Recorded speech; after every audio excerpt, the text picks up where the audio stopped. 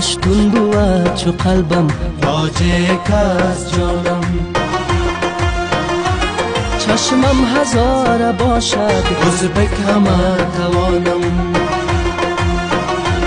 چشمم هزار باشد، ازبک همه توانم. پشتون بود چو قلبم، تاجیک از جانم. از مشرقی خاکم، از قندهار جسمم. روحم مزار باشد، از پکتیا روانم. بازوی من شمالیست، تخار تاج فرقم.